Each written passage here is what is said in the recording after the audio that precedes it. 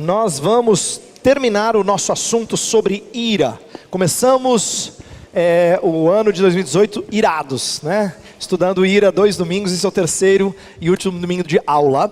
E eu vou focar mais agora na manifestação da ira nas crianças. Só que eu vou falar muita coisa que não se aplica só às crianças, tá bom? Ela se aplica também a nós. Então, antes de começar a aula em si, nós vamos orar. Mas antes, só um aviso que Tainá pediu para eu passar. Tem duas listas. Cadê as listas? Estão passando aí? Alguém está com a lista na mão? Tainá vai passar, ó. Duas listas. Uma que é do grupo que estava registrado no Catecúmenos, na classe de novos membros. E a outra das outras classes. Então, você procura o seu nome. Está ali, você marca a sua presença. Não está, escreva o seu nome para a gente saber que você esteve presente. Por favor. É uma forma da gente ter um controle de quem está presente na nossa escola dominical. Tá bom? Ok, vamos orar e aí eu vou explicar a aula e aí vamos prosseguir. Bondoso Deus, estamos gratos porque o Senhor tem misericórdia de nós, nos permitiu ouvir Tua palavra no culto, cantarmos louvores, o Senhor recebeu a nossa adoração em nome do Teu Filho Jesus. E agora em nome dEle pedimos que mais uma vez o Senhor nos instrua, nos dê condições de aprender mais da Tua santa palavra. Dá que esse tempo seja um tempo de boa reflexão. Oramos em nome de Cristo, amém. Ok, vamos fazer esta aula uma aula. Para isso eu gostaria de abrir para a sua participação. No entanto, como somos um grupo grande e estamos filmando, gravando essa aula, então eu quero que você entenda que eu preciso repetir. Eu acho que é melhor eu repetir no microfone, não é isso a pergunta? Vamos fazer assim? Então assim, você vai fazer uma pergunta, por favor, faça uma pergunta objetiva, poucas palavras. Se fizer um parágrafo, eu não consigo repetir o parágrafo, tá? Se você fizer uma pergunta, aí eu repito aqui para as pessoas que vão ouvir o áudio, o vídeo, posteriormente, possam acompanhar, tá bom? E se você também tiver algum comentário, se você conseguir ser sucinto é melhor, porque aí eu consigo resumir aqui aquilo que você está falando. Bem, nossa aula tem esse título aí, Minha Criança é Irada, com ponto de exclamação, para dizer que eu também estou, com a paciência estourando, né? Mas eu quero, antes de entrar na aula de hoje, recordar um pouco o que o presbítero Aldo tratou nas duas aulas anteriores. Por quê? Porque nós estamos baseando nossas aulas, principalmente, em artigos escritos por conselheiros bíblicos. Quem são esses homens? São homens que estudaram teologia, que conhecem bastante acerca da palavra de Deus, que se especializaram em cuidar das pessoas, dos problemas da alma, à luz da santa palavra de Deus, tá?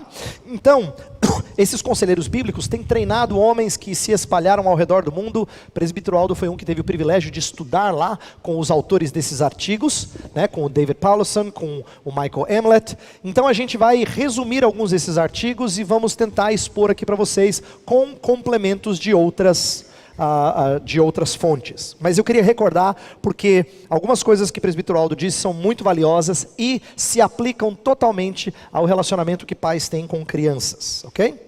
Então a primeira parte é isso. Vou recordar o que foi trabalhado em 2 artigos, Como Compreender a Ira e 3 Mentiras sobre a Ira e a Verdade Transformadora, os 2 artigos desse autor aí, David Powlison. Vamos lá. Primeira coisa que eu quero deixar claro é que quando eu falo de ira, eu estou tratando primordialmente de ira pecaminosa. Ira em si não é pecado, embora a gente quase que use só como pecado. Quando você fala assim, gente, eu fiquei irado, ninguém fala assim, parabéns. Porque as pessoas entendem como sendo negativo, né? Quando você fala assim, eu fiquei irado, a reação que os outros têm é de que a casa caiu, alguma coisa não ficou legal. Porque nós não tratamos de ira santa, mas a Escritura fala de ira santa. A Escritura apresenta um Deus que é santo. Palavras do próprio artigo do Powlison fala assim: única resposta justa para o mal e a resposta amorosa a favor das vítimas do mal. Essa é uma definição simples, mas muito interessante do porquê Deus fica irado. A ira de Deus para com o mal é a única resposta justa. Deus não pode tratar com desdém. Estão sendo injustos, mas fazer o quê? Deus não pode ser passivo, apático. Então, a resposta justa para com o mal é ira. Então, Deus se mostra irado por causa dessa prática do mal. Mas não só porque Deus quer ser justo. Ira não é só Deus assim, furioso, com fogo saindo dos olhos, mas também é expressão do amor de Deus para com o seu povo e para com as vítimas do mal. A ideia é que quando Deus é irado e suprime o mal, Ele está sendo misericordioso para com aqueles que sofrem desse mal. Então a ira de Deus tem tudo a ver com o amor dEle, embora não pareça, mas tem tudo a ver com o amor dEle. Então esse é um aspecto santo da ira de Deus, é por isso que a Escritura fala para você e para mim, irai-vos e não pequeis. É difícil, eu sei, eu já passei por isso, e você também. Mas é uma realidade possível, do contrário a Escritura não nos ordenaria a isso. É possível ter ira santa, na verdade a ira santa é necessária que ela seja manifesta, do contrário nós somos coniventes com a prática do mal, e não somos compassivos com aqueles que sofrem. A ira é um impulso necessário para corrigir a maldade, tá? Por causa do pecado, nós vamos falar frequentemente de ira pecaminosa, porque, aqui nas palavras do Paulo, ela usurpa o lugar de Deus e causa o mal. Vamos começar com esse texto de Tiago. Por favor, abra sua Bíblia. Esse é um texto conhecido, mas acho que vale a leitura. André, temos microfone ou não? Isso, por favor. Ricardo, se tivermos microfone, aí alguém podia ajudar lendo os textos. Você levanta a mão, ele leva o microfone. Pode começar com alguém ali atrás. Levanta a mão e leia, por favor, Tiago 1, verso 19 e 20. Alguém levanta a mão aí? Ali, ó, pronto. Fábio pode ler para a gente. Vai lá. Tiago 1, verso 19 e 20. Meus amados irmãos, tenham isto em mente. Sejam todos prontos para ouvir, tardios para falar e tardios para irar-se. Pois a ira do homem não produz a justiça de Deus. Veja que Tiago está tratando da ira do homem de forma pecaminosa. A ira do homem não produz a justiça de Deus. Em outras palavras, quando você e eu ficamos pecaminosamente irados, descontrolados, nós não produzimos justiça. Então ele fala, seja tardio para irar. Entenda, não é que é tardio para pecar. Entenda como ira é usada aqui de uma forma bem sábia. Tardio para irar, porque quando a gente é pronto para irar, a gente faz bobagem. É isso que ele quer dizer. Se você é pronto para irar, se a ira vem rapidinho e não tem travas, então você é alguém que não manifesta a justiça de Deus. Mas se você é tardio, há uma chance de você irar e não pecar. Essa é a ideia do texto, tá? Então, a ira pecaminosa, ela usurpa o lugar de Deus. Ela quer fazer o que só Deus pode fazer. Ela quer operar vingança, ela quer... você já experimentou vontade de, no trânsito, a ter assim condições de... né? Eu já tive vontade assim de fazer os carros sair da frente, assim, quando a ira tomou conta, não é? Isso mostra que eu quero ter poder que não me é lícito sonhar em ter. Isso é usurpar o lugar de Deus, isso é pecaminoso. Isso causa o mal. Aí, eu continuo o slide dizendo que ela é natural e aprendida. Por natural eu quero dizer, ela brota do nosso interior, sem que a gente precise ensinar manifestações de ira. Então a gente vai falar hoje de criança, o acesso de raiva da criança não é aprendido. Às vezes a gente é um pouco ingênuo como o pai, e aí você vê a criança fazer uma coisa e fala, nossa, onde é que ela viu isso? Nenhum lugar. Não precisava ver em lugar algum. Quando ela bateu a perninha, o pezinho, quando ela se jogou no chão, quando ela se estribuchou toda, ela não precisou copiar ninguém. Não precisou. Por quê? Porque isso está lá no coração pecaminoso dela, como a gente vai trabalhar aqui. Então é um aspecto natural. Mas é verdade que ira também pode ser modelada, imitada, pode ser repetida. Tá? Uma das coisas que nós pais, às vezes perdemos de vista, é de que nossas manifestações da ira são claramente, não só vistos, mas replicados pelos nossos filhos. Às vezes é bom que Deus coloque você na frente do espelho, para ver você irado, que é você escrito. Não é incomum quando a gente vive murmurando ter filhos que reclamam. A gente também reclama, o tempo todo você chega em casa e fala, mas é uma porcaria aquele trabalho, porque aquele chefe, pronto, ele já ouviu um monte. E na igreja então, você já viu? Aí você solta os cachorros. E a família então, a família é prato delicioso de detonar. A família você corta com a faquinha assim, ó. Porque o fulano, porque o ciclano, aí detona. Então não é incomum depois você ficar sabendo que os seus filhos fazem a mesma coisa com você e com os outros da família. Porque ele vê você murmurando, ele vê você manifestando ira ou insatisfação para com outras pessoas. Então, Provérbios fala de ira aprendida. Eu queria que outra pessoa levantasse a mão, a gente leva o microfone ali atrás. Nossa irmã Terezinha vai ler Provérbios 22, verso 24 e 25. Não se associe com quem vive de mau humor, nem ande em companhia de quem facilmente se ira. Do contrário, você acabará imitando essa conduta e cairá em armadilha mortal. Isso, é a ideia. Provérbios está falando que andar com o iracundo produz gente irada. Então ele ensina, ele diz, cuidado, não se associe. Não se associar não significa que eu não posso estar geograficamente próximo. É que eu não faço junto com ele. Quer ver, é fácil eu jogar uma fagulha quando tem gente propensa a falar mal. Eu digo assim, então, você viu o que aconteceu no domingo? Aí o Lucas fala assim, nossa, é verdade. E aí ele complementa, é fácil, entendeu? Eu só joguei a fagulhinha, comecei, foi fácil. Ele entrou na onda, ele se associou, então ele faz comigo. A ideia de se associar é de entrar junto, é de se tornar praticante das mesmas coisas. De não se associe, não fique próximo, não faça coisas que eles fazem, porque você vai aprender a manifestar ira. Bem, então nós vamos tratar de ira pecaminosa, embora a Bíblia tenha abertura para uma ira santa. Outra coisa que foi trabalhada pelo presbítero Aldo nas aulas anteriores, é de que ira é um problema do coração. O que isso significa?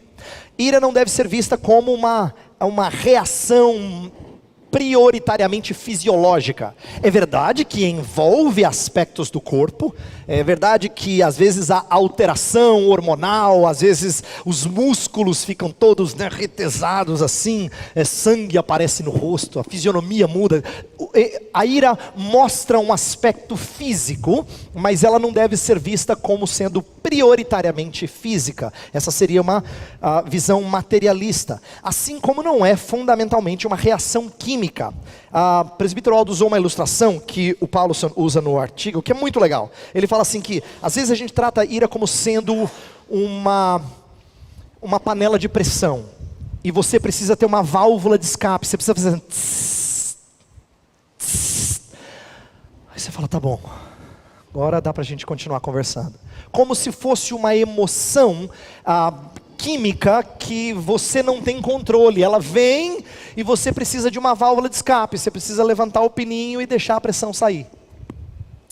Essa visão é uma visão que é muito reducionista. Porque dá a impressão de que nós somos meros reagentes às circunstâncias. Antes do que imagem e semelhança de Deus, que podem tomar decisões sábias à luz da palavra de Deus.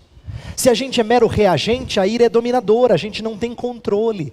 Não é uma boa visão, essa é uma visão materialista. Inclusive, o presbítero Aldo falou sobre como nós podemos procurar tratamento com medicação ou com catarse, algum tipo de experiência para você liberar, para você tirar a pressão da panela. Essa é uma visão muito ruim. Então, termino o slide dizendo, distração não resolve o problema do coração. Você dá a volta de carro, ou dá murro em saco de pancada, ou contar até 10, ou fazer judô, Ele falou assim, bota querendo fazer judô para liberar, assim, ou fazer natação. Pode distrair, mas não resolve o problema do coração. Entende o que eu quero falar? Presta atenção. Você vai conversar com alguns amigos, digamos que você ouça o que eu estou falando aqui e creia. Aí você vai falar para alguém então, sabe, que catarse não funciona. Ele vai falar, funciona sim, Camila. Porque funciona mesmo. Funciona no sentido de distrair o foco da ira, mas não resolve o problema do coração. Então é por isso que as pessoas são enganadas, porque elas fazem e funciona. Funciona. Quando ela dá os murros lá no saco de pancada, funciona.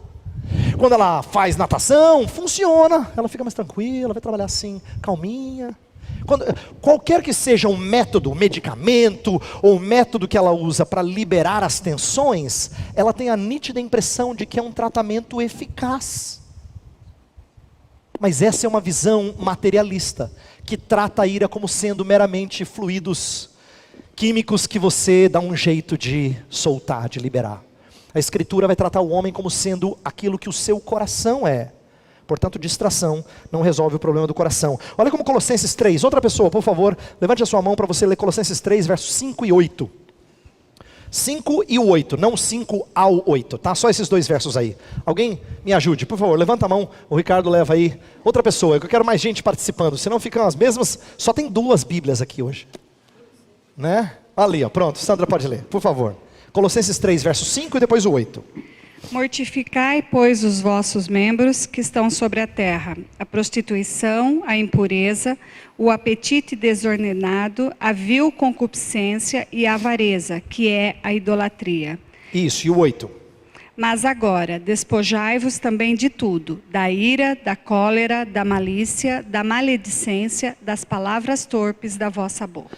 Os verso 8, ele fala de pecados que estão interligados, tá? Ira, maledicência, né? Falou aí várias coisas. Tem a ver com ódio, tem a ver com manifestações iracundas. Bem, esses pecados relacionados no capítulo 8, eles são relacionados, no versículo 8, são relacionados ao verso 5, porque o 5 fala de uma natureza terrena. A Almeida Revista Atualizada fala assim: fazei morrer a vossa natureza terrena. A nossa irmã Sandra leu: fazei morrer os membros. A ideia de que nós temos algumas coisas que são mundanas, que a gente tem que fazer morrer, é parte da gente. Os membros é porque é parte da gente. Então, a ira é um problema do coração. Não é uma coisa que nos domina fora, que não é a gente. Outra coisa importante que eu quero fazer nessa introdução, e ela é longa, mas ela nos prepara para a nossa aula, é que ira é um problema de todos. Eu estava relendo os artigos que foram a base da aula do presbítero Aldo, das aulas, e uma das coisas interessantes é sacar isso aqui, ó.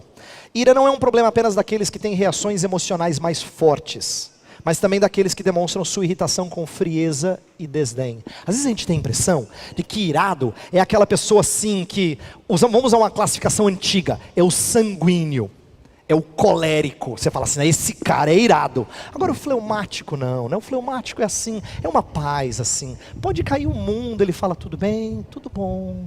Esse nunca se ira.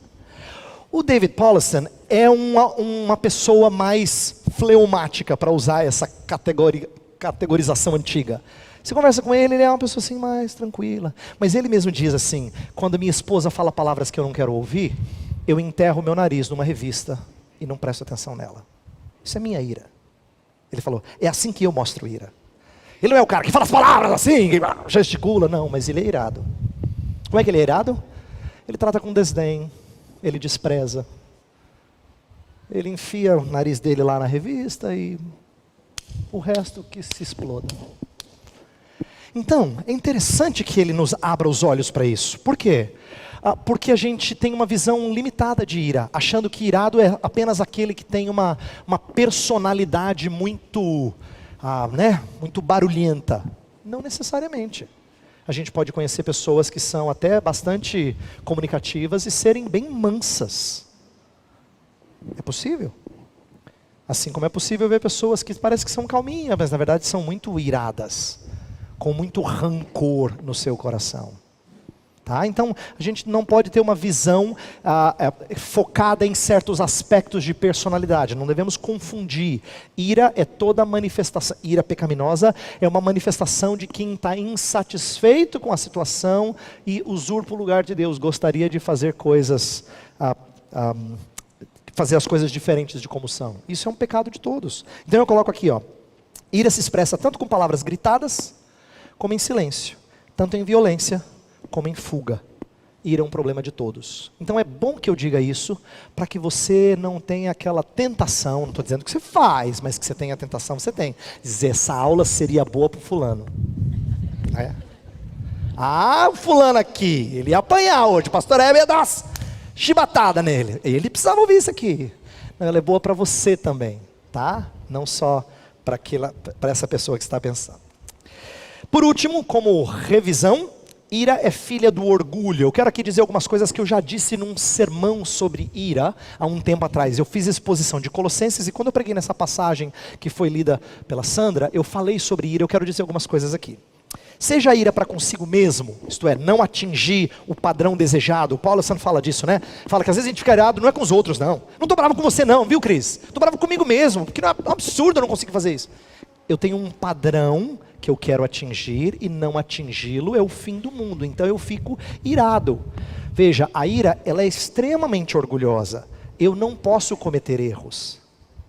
Às vezes a gente se mostra irado assim. Eu não posso cometer erros.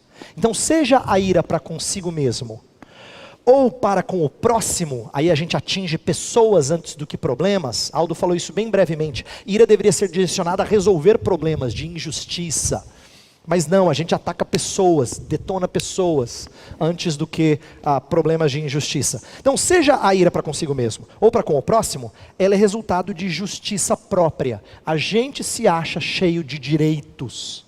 E é por isso que a ira é manifesta. Então, a ira ela não é sem propósito, ela quer fazer o que o orgulho anseia. Ou ela quer protestar aquilo que o orgulho rejeita.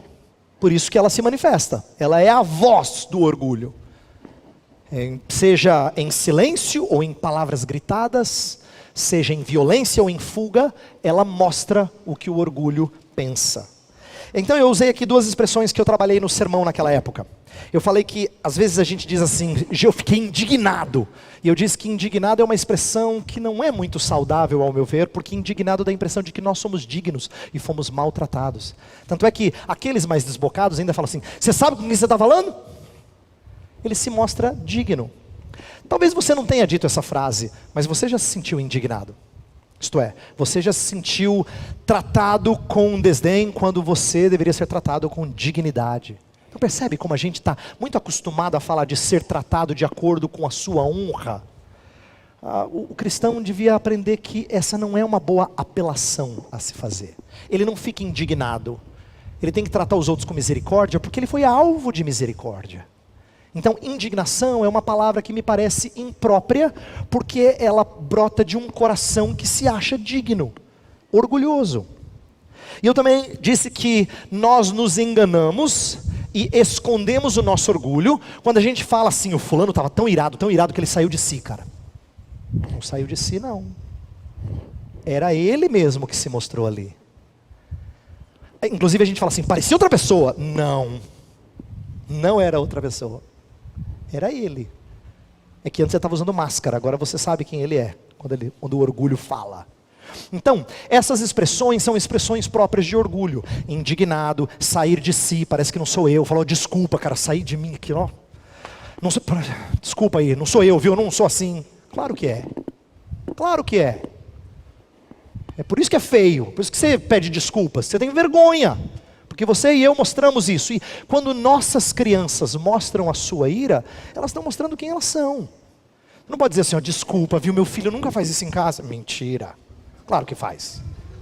Aí na frente dos outros parece que é pior. Não, na frente dos outros ele te cria coragem de falar umas coisas que às vezes não fala em casa, que sabe em casa, vai pro quarto, aí resolve os problemas lá, tá. Né? Então aí, na frente dos outros ele tem mais ousadia, aí ele faz umas coisas. Mas é ele, não é outra pessoa, ele não saiu de si, é ele, tá?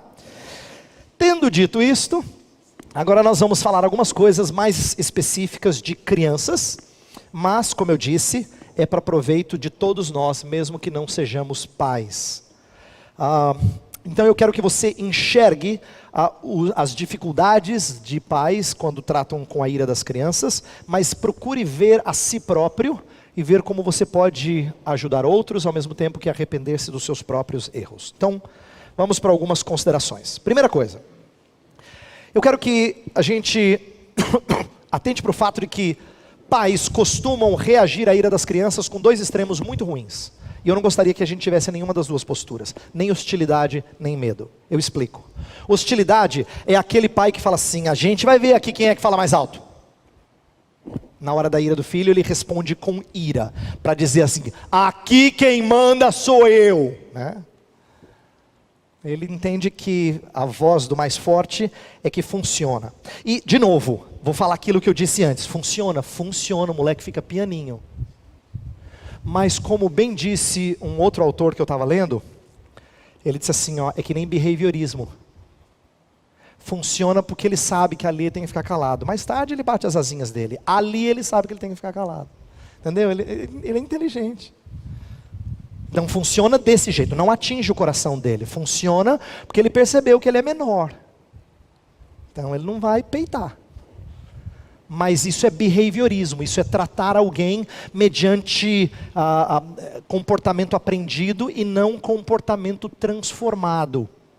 Ela reage para salvar a própria pele, não porque ela está contrita e arrependida. Então, alguns pais reagem à ira dos filhos com ira, com hostilidade, outros com medo. Temerosos do furacão não passar, eles se entregam à manipulação, como se atender à vontade da criança eliminasse a obstinação. A criança está irada, está irada. O que a gente faz? A gente fala assim, está aqui o bichinho, ó, lá, lá, lá, lá, lá, lá, lá. Né? Você quer tirar a ira dela, então você faz alguma coisa, né? Você tenta distraí-la. Você diz assim, ó, tá aqui, ó. Você tira ela, uai, você tá de volta, tá aqui o bichinho, pronto, é seu, o papai dá para você. Porque aí nós reagimos com outro oposto, é o medo. É medo de que eu não vou conseguir, será que esse furacão vai passar? Não vai. Então o que você faz? Você diz, eu acho que se eu der, pelo menos ela sossega. Essa é uma falsidade, como se alimentar a vontade da criança apagasse o fogo da obsessão. Não apaga, daqui a pouco ela vai querer outra coisa. Entendeu? Então nossa reação de medo é uma reação ruim porque ela não ajuda a criança. Nem hostilidade, funciona, mas daquele jeito.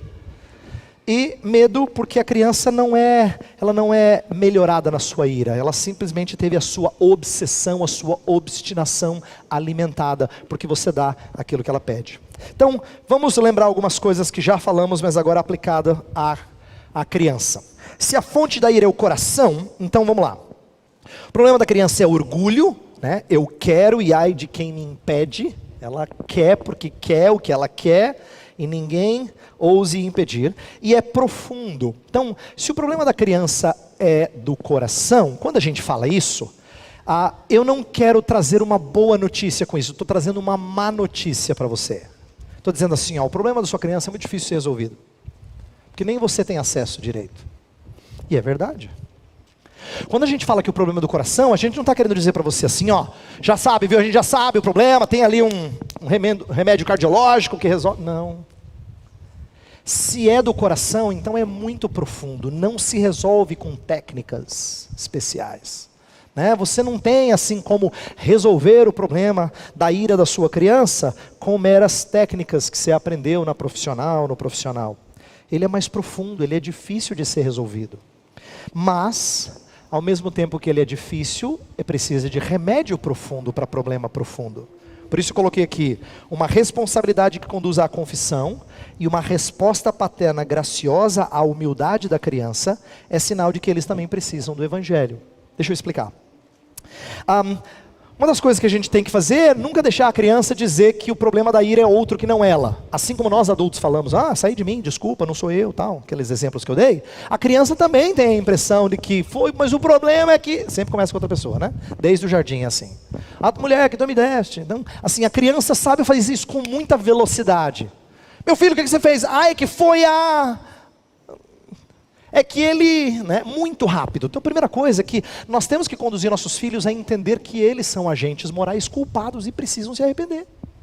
Precisam se arrepender. E é preciso trabalhar com eles para que eles não sejam só cumpridores de deveres, mas penitentes por causa do seu pecado. Isso é uma coisa difícil, eu sei que é difícil.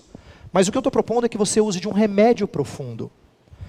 Isso a gente faz com o Evangelho de Jesus Cristo. Nós somos bons de proferir a lei de Deus, mais ou menos, mas você entende o que eu quero dizer. Proferir a lei de Deus para os filhos. Não faça isso, não faça aquilo. Pode, não pode. A lei a gente é ótimo. O Evangelho nem tanto, ele é contraintuitivo, não é natural. A gente tem que falar que nós também somos pecadores, que o papai também fica irado. E quando, papai? Aí você fala, oh meu Deus. Então, você lembra daquele dia, e você procura um exemplo menos vergonhoso para você contar para o seu filho. O Evangelho é um negócio profundo, ele mexe conosco, lá no mais profundo. E as crianças têm problemas profundos como você e precisam de remédios profundos como você precisa. O evangelho, portanto, é o que é necessário. E aí, quando eu falo de levar a criança a confessar, não é só levá-la a confessar, é também ter uma resposta graciosa. Em Tiago capítulo 4, nós não vamos ler o texto todo, ele é meio longo, lá fala sobre ira, sobre facção, parará. Mais à frente fala que Deus resiste ao soberbo, mas dá graça aos humildes. Interessante isso, porque é uma boa ilustração de como a gente tem que fazer em relação aos nossos filhos. Quando eles se portam de forma soberba, nós temos que resistir, não ceder. Deus resiste ao soberbo. E nós também temos que resistir à soberba deles. Mas quando eles se humilham, não amasse, não pise em cima e faça assim, ó. Deus dá graça ao humilde. Ele resiste ao soberbo, mas ele dá graça ao humilde. Então o evangelho faz assim. Ele confronta, ele leva ao arrependimento, mas quando há humildade, quando há resposta contrita, ele é gracioso. E eu quero que você aprenda disso. Bem, como é que nós podemos então, com o evangelho de Cristo, atingir o coração? Então agora eu vou falar de coisas que eu já falei para vocês adultos, em mensagens, pastor Jailson já falou, escola dominical a gente já trabalhou desses temas, mas eu quero voltar aqui e aplicar a criança. Uma frase do Paulson e do Hamlet, no artigo que eu estou expondo para vocês. Deixar-se dominar pela vontade própria é violar o direito de Deus de governar. Essa é uma frase muito interessante. O que esses autores estão dizendo é, a criança precisa entender que quando ela se ira, ela toma o controle e faz o que ela acha que é devido. Ela está querendo ser Deus. Não, papai, eu não quero ser Deus. Quer sim. Está querendo ser Deus. Está querendo ter controle da situação para aplicar a justiça que ela acha que é devida. Isso é violar o direito de Deus de governar. Então, o que eu coloco aqui na sequência é procure descobrir e expor os ídolos da criança. A gente já falou bastante de idolatria aqui, eu não vou entrar em detalhes sobre isso, mas eu quero dizer o seguinte. Quando a gente fala de ídolo, deixa eu explicar. Não é assim, ai meu filho, ele adora sobremesa, sabe? Você não tem sobremesa. Não, mas por que ele gosta de sobremesa? Talvez ele goste de comer. Não, meu filho, se ele não come, ele fica irado. Se ele não tem... Mas por quê? O que está por detrás disso? Quais são os seus temores? Por que ele anseia isso? Normalmente quem é fissurado por comer é aquele que não pode sair sem tomar um lanchinho. Ele tem medo de passar fome. Então é um temor dele. Então lidar com os temores dele. Pode ser que seja outro, pode ser que ele queira, na verdade... ter sempre os brinquedos consigo, ele tem medo de perder, ele precisa perder, então ele precisa ser exercitado a perder, porque ele tem medo de perder, esse é um dos seus temores, não é aquele brinquedo que é o ídolo dele, o brinquedo é só o externo, é o que ele revela do coraçãozinho dela, tá?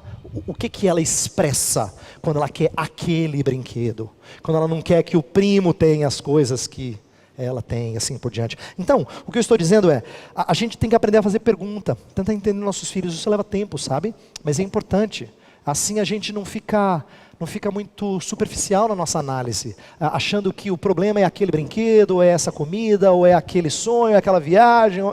Não, essa é uma leitura muito superficial. Para que a gente tenha uma leitura mais profunda, a gente tem que dizer o que está por detrás dessas coisas que ela anseia ou teme. Conhecer motivações possibilita atingir a fonte da ira. É quando a gente conhece as motivações que a gente consegue ter conversas com aqueles que são maiores, ou talvez um tratamento mais direcionado para aqueles que são menores. Conhecer motivações possibilita a gente fazer coisa que as outras medidas que pais aplicam não funcionam. Por exemplo, ameaças, recompensas ou distrações. Ameaças, recompensas e distrações são muito usadas por nós. Alguns de nós são prontos em dizer, se você fizer de novo, você vai... Ou recompensa do tipo assim, olha, se você fizer tal coisa, papai... Então a gente lida bem, ai, ela não ficou irada, beleza, papai vai te dar aquele presente que você queria, pronto. Ou distrações, aquele exemplo que eu dei da criança, né? A gente tenta distrair, para ver se a ira perde o foco. Essas coisas, elas podem dar a impressão de que a gente está administrando a situação, mas elas não atingem o coração. Então o que eu quero que você compreenda com tudo isso? Quando a gente expressa isso aqui, quando o presbítero Aldo e eu estamos falando de ira como um problema do coração, eu quero que você entenda o poder que é ter esse conhecimento nas mãos, com o Evangelho de Jesus Cristo, para você confrontar um parente seu, um amigo seu, que cuida do seu filho de forma completamente errada. Parece que obedece, mas ele é tratado assim, ó. Ameaça, recompensa ou distração. Por quê? Porque ele não foi ensinado a tratar do coração, ele nunca teve o dele tratado. Nunca. O dele nunca foi tratado, ele não sabe quais são os ídolos dele. Ele não vai saber quais são os filhos. Você tem condições de ajudar essa pessoa, mostrando que esses apegos da criança são idolatrias, são focar em coisas que não satisfazem a sua vida antes do que naquele que nos satisfaz. Então eu quero que você entenda que não é só uma palestra de educação de crianças. Se você quiser ouvir sobre evangelização, é outro dia. Não faça essa separação. Você tem condições de começar uma conversa sobre filhos e terminar na cruz. Sempre você tem condições de fazer isso. Para mostrar como o coração da criança é um coração avesso a um Senhor que reina em nossa vida. Outra coisa que eu quero considerar, a gente precisa estar atento a isso, pais nem sempre são sensíveis a isso, e eu me incluo, é que a gente precisa considerar as fraquezas. Isso é uma coisa interessante que o artigo trabalha. Ele fala assim, se conhecer o coração é uma visão profunda do problema, conhecer as circunstâncias que levam a criança à ira é uma visão abrangente do problema. É muito legal a gente entender, eu percebi que ela tende a ficar irada quando isto acontece. Então, circunstâncias podem ser, as fraquezas podem ser circunstanciais ou inerentes. Por exemplo, fatores físicos, né? A fome, sono, cansaço, inclusive de vez em quando a gente brinca, e a gente ouve algumas famílias da igreja falando assim, então isso aqui é fome e pecado. Isso aqui é cansaço e pecado, eu sei. Às vezes a gente gosta de quantificar, né? 20% cansaço, 80% pecado. Mas só que isso não ajuda a não ser que a gente seja, na medida do possível, apto a prevenir que essas fraquezas sejam motivos de tentação. Você identificar tem pouca valia, a não ser que você tome medidas para que essas coisas não venham a ser tentações para os seus filhos. Isto é, fatores físicos, fome, sono, cansaço, barreiras sociais como vergonha, medo, essas coisas não precisam ser sempre presentes. Você não faz tratamento de choque com ira. Ira você resolve chegando na fonte que está no coração, não com isso. Por quê? Porque essas coisas são gatilhos que liberam a fúria. Eu sei que elas não justificam o acesso de raiva da criança. Eu não estou dizendo isso. Estou dizendo que você sabe a fraqueza dela, não permita que ela caia nisso sempre. Tenha misericórdia dela. Deus é de você, ué. Deus muitas vezes, você não ora assim, não nos deixes cair em tentação. Você ora assim, mas livra-nos do mal. Então, faça o mesmo com o seu filho. Aprenda as fraquezas que ele ou ela tem e tente minimizá-las. Outras coisas também, limitações pessoais. Eu coloquei algumas citadas no artigo, que são bem legais da gente perceber que nem sempre nós estamos cientes, né? Alguns filhos têm dificuldades com tarefas múltiplas. Você fala assim, vai arrumar seu quarto. Ele dá esse exemplo no artigo, é muito interessante. Vá arrumar o seu quarto é muito grande para a criança. Aí você fala, mas qual é o problema? Você é burro? Desculpa a frase, mas não é que ela é burra, é que assim, é mais fácil você falar assim, coloque o sapato no armário, ok. Agora, estique o lençol da cama, ok. Agora, guarde os brinquedos na caixa, ok. É mais fácil. Se ela tem essa dificuldade, seja prático. Isto é, entenda que arrumar o quarto é muita coisa. É a mesma coisa que eu dizer para você, cara, seguinte, você precisa educar seu filho no temor do Senhor, tá bom? Beleza? Vamos embora? Fácil. Por que você está chorando aí que é difícil? Porque é muita coisa. Se a gente não for específico em como é que a gente faz isso, é uma ordem abrangente demais. A gente tem desafios a cada faixa etária. Educar no temor do Senhor não é simples. Tá? Então, dificuldade com tarefas múltiplas ou com organização, falta de criatividade na busca por soluções. Tem criança que é criativa, tem criança que assim é daquele jeito. Se não for daquele jeito, fala, papai, me ajuda. Meu filho, aqui não é? Você fala assim, meu Deus, essa criança. Aí vem o outro esperto, que você fala, olha só, isso aí vai passar na federal. Esse moleque é bom. Esse moleque é bom. É a facilidade que ele tem, o outro não tem. Com isso ele não é menos santo, não é? Se ele fica irado porque ele não consegue fazer as coisas, é que talvez você não tenha cooperado. Essas devem ser alvo de misericórdia. Provérbios 19, eu vou ler esse texto. Provérbios 19, 11, é um texto interessante citado no artigo, que fala dessa misericórdia. Olha só. A sabedoria do homem lhe dá paciência. Sua glória é ignorar as ofensas. A ideia é de que, às vezes, quando a gente está ciente de certas limitações, nós temos que misericordiosamente cobri-las. O amor cobre, né, multidão de pecados, e ele entende fraquezas. Nós temos que expressar a misericórdia do Senhor assim também. Então, para terminar e abrir para perguntas, eu tenho duas coisas a dizer, 2 slides.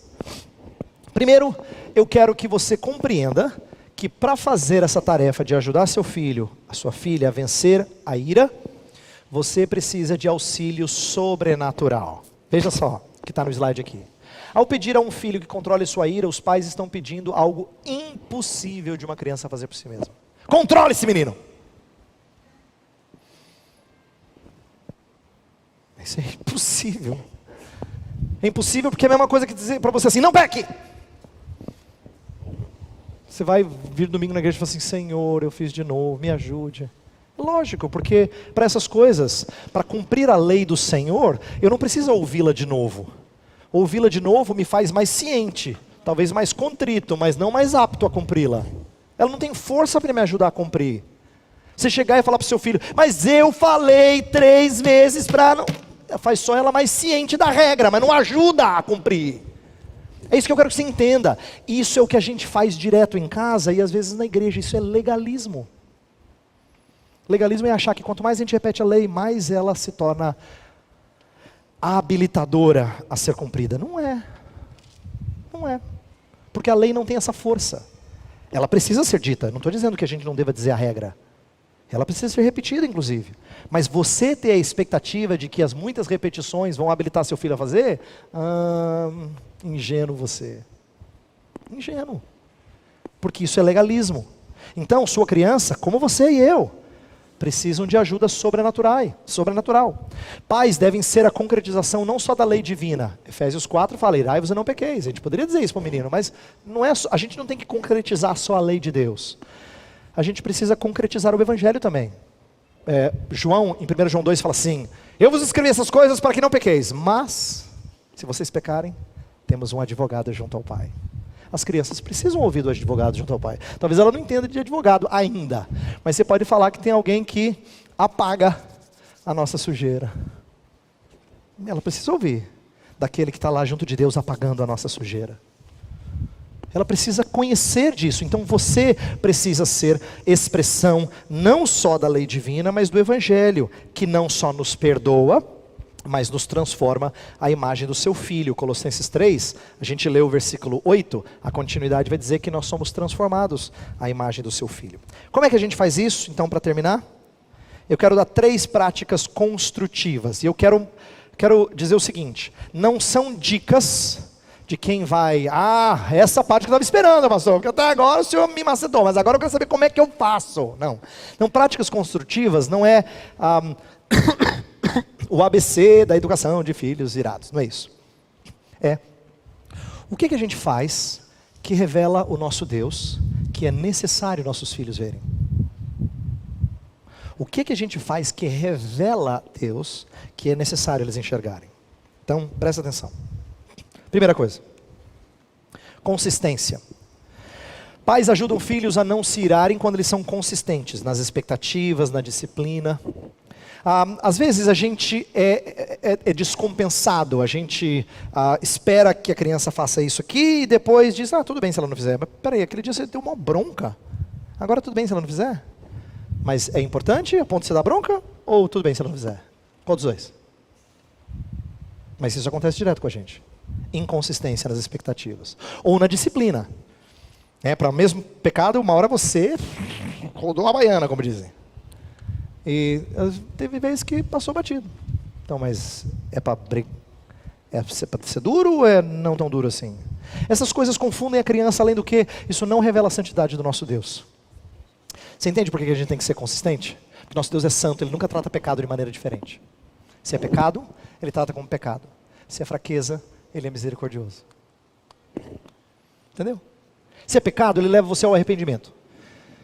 Se é uma fraqueza, Ele pode nos ensinar a vencer essa fraqueza. Se ela não é fácil de ser vencida, Ele é misericordioso e nos dá força. A ideia que eu quero que você compreenda é que a gente tem que revelar o caráter de Deus quando a gente trata com os nossos filhos. Consistência revela santidade. Se você é consistente, você se mostra santo.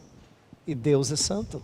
Para os filhos enxergarem isso, eles têm que ter pais consistentes. O que é pecado sempre e merece a mesma disciplina.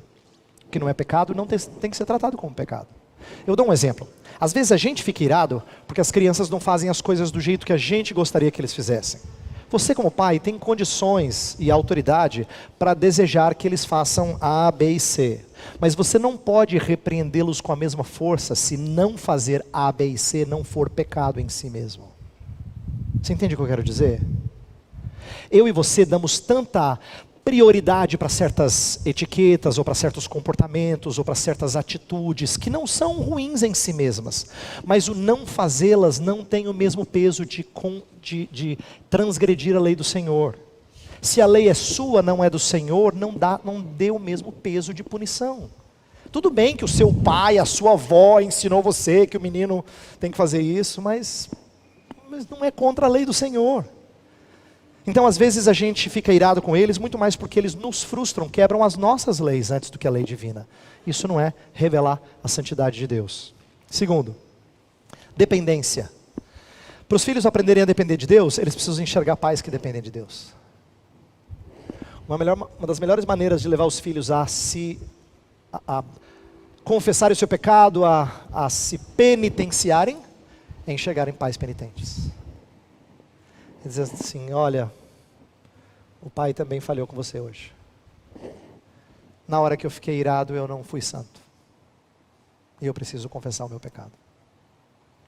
Então nossos filhos precisam ver a nossa fraqueza. E isso não é sinônimo de perder a autoridade. Pelo contrário, é sinônimo de que nós carecemos do mesmo evangelho que eles. Eles só vão enxergar o evangelho se nós somos carentes e famintos dele. Você e eu precisamos demonstrar isso, nossa dependência. Isso revela a provisão de Deus. Quando você mostra para o seu filho que você também precisa de Deus para vencer pecados, você está mostrando que Deus provê. Deus é o que provê para as nossas dificuldades, nossos pecados. Você e eu precisamos revelar a provisão de Deus. Por último, cooperação. Pais cooperando para uma solução. Às vezes nós vemos que nossos filhos ficam mais irados quando eles não conseguem fazer alguma coisa, quando eles têm certos temores, quando certa atividade lhe parece muito difícil, quando eles estão perto de certas pessoas. Esteja presente com eles, faça junto com eles, vivencie com eles. Deus é o nosso refúgio e fortaleza, socorro bem presente nas tribulações.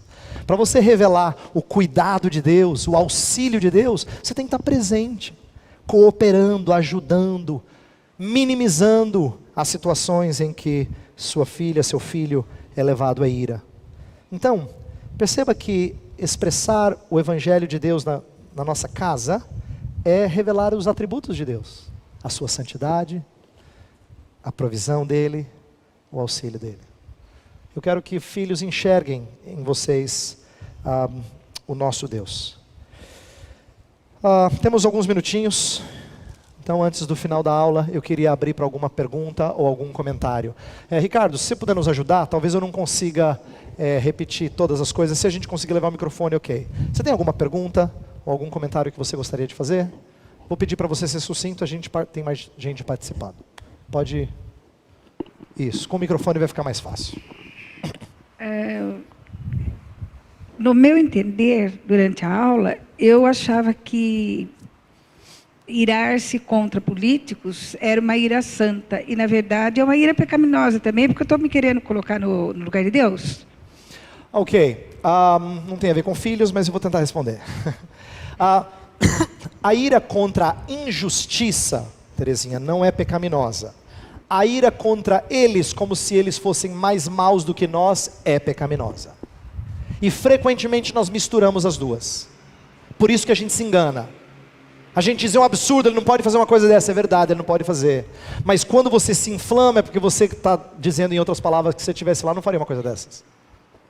Então, essa mistura nos confunde. A ira para com a injustiça não é pecaminosa.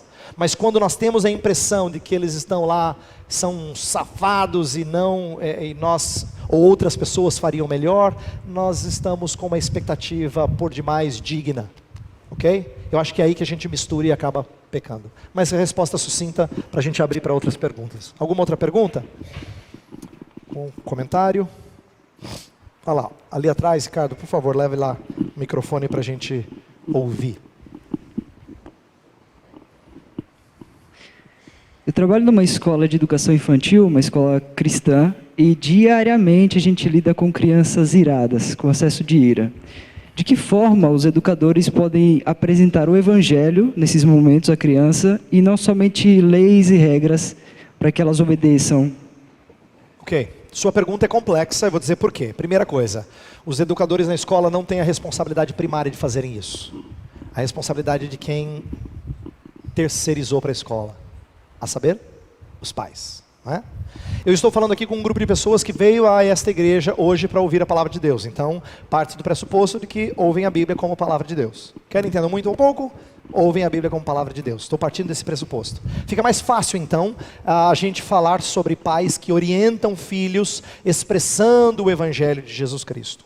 Educadores, eu acho que não devem assumir uma postura que não é deles. Nossa postura é secundária. O que a gente pode fazer? Eu vou dar dicas só iniciais. Primeira coisa é que nosso tratamento para com crianças não só pode, como deve ser misericordioso.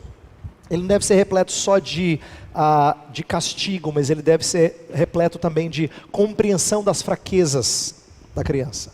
Então, tem que haver momentos para expressar isso, para verbalizar que ela não vai ser castigada do jeito que ela merecia ser. Tá? Mas o problema é que pais acham que não deveria. Esse é um outro problema, maior que o da criança. Né? Os grandinhos às vezes são mais difíceis. Então, o que a escola pode inicialmente fazer? Inicialmente, eu acho que isso é só o começo, é só uma pontinha de toda coisa. É mostrar como o processo educacional não é de pegar crianças que são maravilhosas e lapidá-las para se tornar pessoas do bem.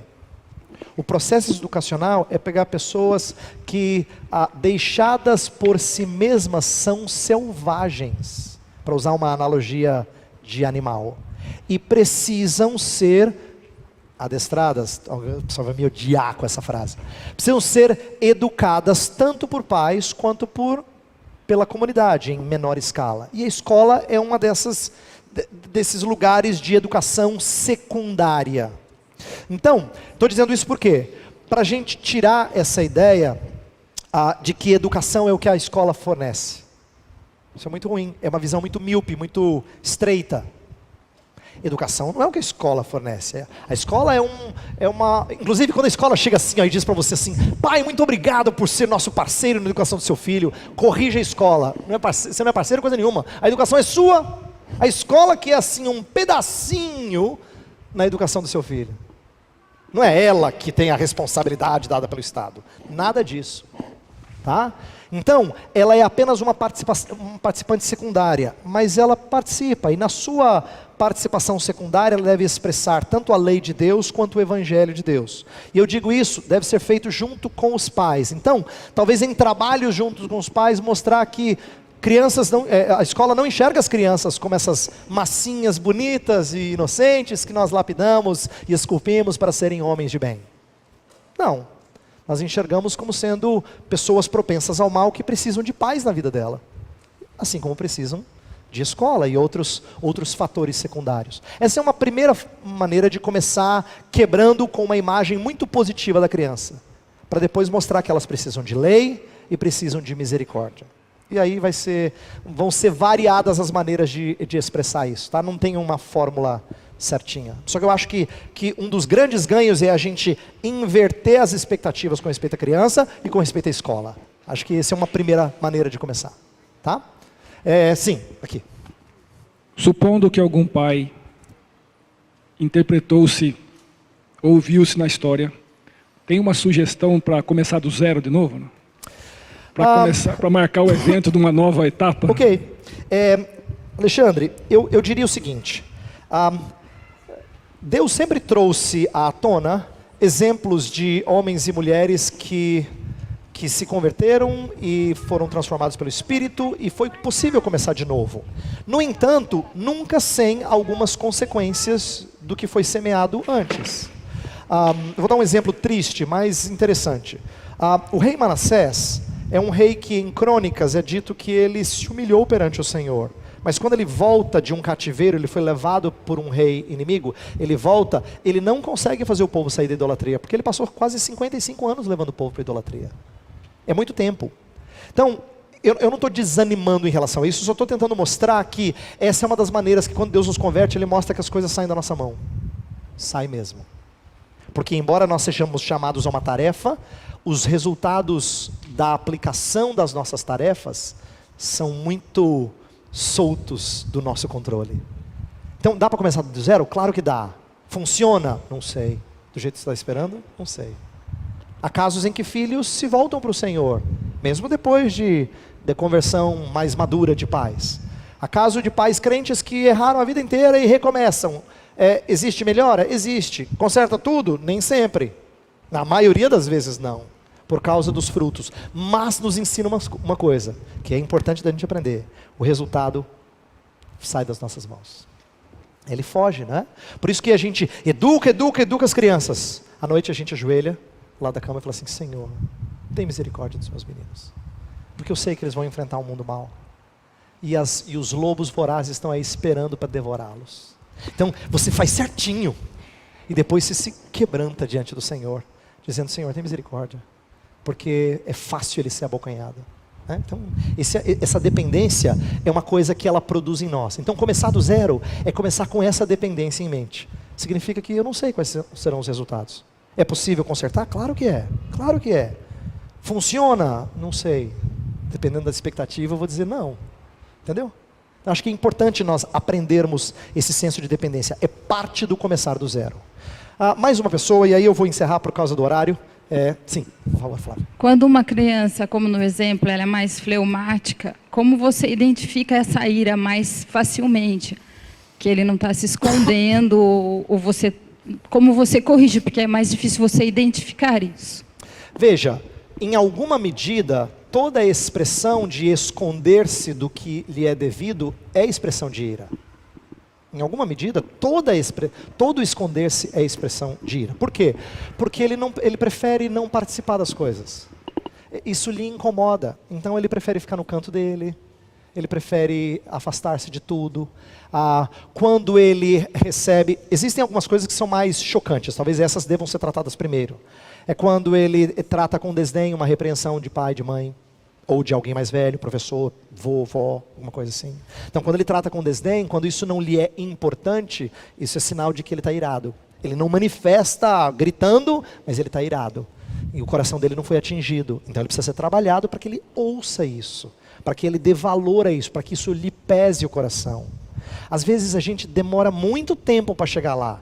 Você fica cavucando, passou 45 minutos. Tem que sair, pô. Aí ela fala assim: sabe o que é, mãe? Aí você fala: consegui entrar. Às vezes demora. É penoso, mas isso é chegar no coração. Tá? Então, esse tipo de desdém, de desinteresse, é uma maneira interessante de expressar ira por parte desses que são mais calminhos. Eles não podem não ficarem incomodados com injustiça, tanto na sua vida como na dos outros. Qualquer apatia é muito negativa, precisa ser repreendida, né? Então, vai desde ensinar para o menino como proteger sua irmãzinha, por exemplo, até entristecer-se quando ele vê a mãe triste. Ele não pode ficar apático. Ele não pode ser alguém que se esconde, né? Isso é pecaminoso. Ele precisa ser tratado nisso. Ele precisa sentir que o mal tem que ter solução. Então ele é movido a isso, a clamar ao Senhor e pedir por socorro. Tá? Tem mais coisa, eu sei que tem, um monte. Ainda mais uma gera, você começa a pensar noutra, aí vem aquela situação que você viveu 2 anos atrás. Eu sei. Vamos aproveitar o domingo e fazer isso. Isso é uma coisa que eu tenho dito na Aliança há bastante tempo. Eu quero terminar a aula com isso. Domingo não é para você sentar, comer um churrasquinho gostoso, aquela carninha deliciosa, bater um papo, jogar um joguinho à tarde e quem sabe assistir um futebol. Não. Domingo é um dia para a gente conversar sobre essas coisas. para elas serem ruminadas, serem trabalhadas, para você na hora da mesa falar assim, sabe o que eu lembrei? Você lembra aquele dia, mãe? Lá em casa. Aí você fala, é mesmo. Puxa vida, pecadora nós, hein? É bom para isso. É bom a gente fazer isso. A gente conversar sobre essas coisas, refletir sobre a palavra de Deus. Aproveite o domingo, é o dia do Senhor. Aproveite para refletir. Nós tivemos bastante coisa sendo falada hoje, tanto na mensagem quanto na aula, tá bom? Eu vou orar e nós vamos terminar. Pai bondoso, esse é um assunto no qual todos nós temos problemas. Eu e todos os meus irmãos que aqui estão, em alguma medida, sofrem com esse problema da ira.